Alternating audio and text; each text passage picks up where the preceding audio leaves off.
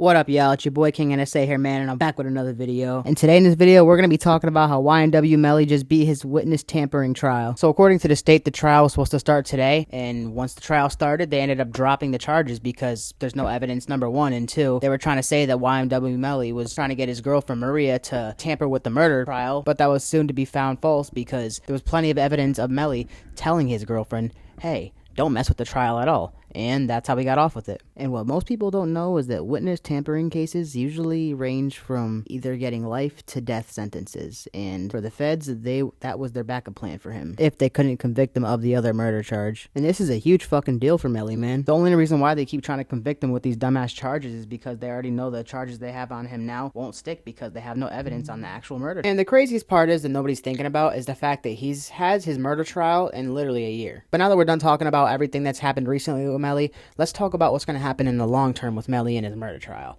Do we think Melly's going to beat the case? Well, here's the thing, y'all.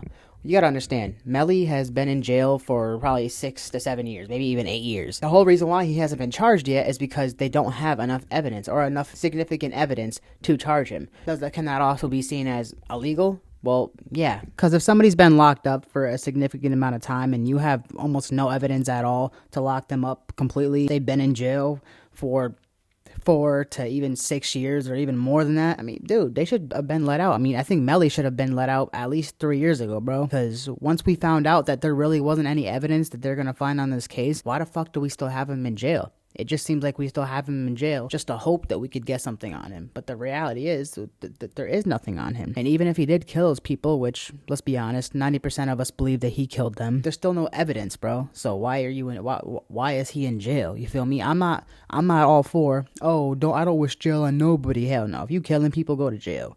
But what I'm saying is, if there's no evidence, bro, let him the fuck out. Because from what I know, the only evidence they really have on him is the fact that there's a video of him and his 3 other friends getting into 2 separate black Jeeps. That's it. But even then, that could be anything. Your mind shouldn't go straight to murder after that. I mean, that could just mean that they're going to pick up some bitches or whatever and going to the club after. They could be going to pick up more of their homeboys.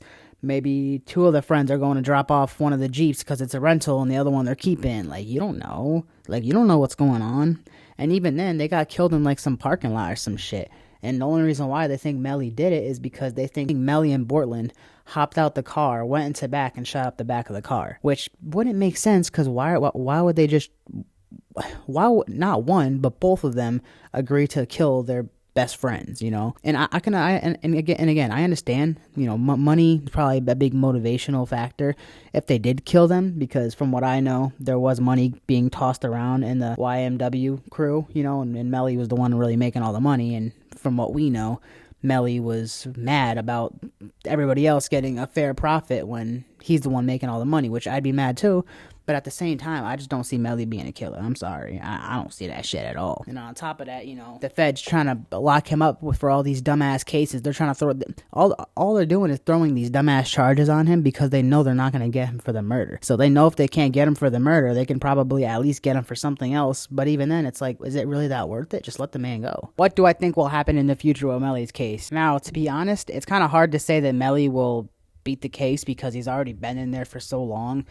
And on top of that, knowing the feds, they don't want him to get out of jail. They want him to stay in jail. But my thing is, I'm pretty sure there's a law and a threshold where, after a certain time of you being in jail with no evidence or conviction, that they have to let you out. Because there's no possible way they can just keep you in jail for this long.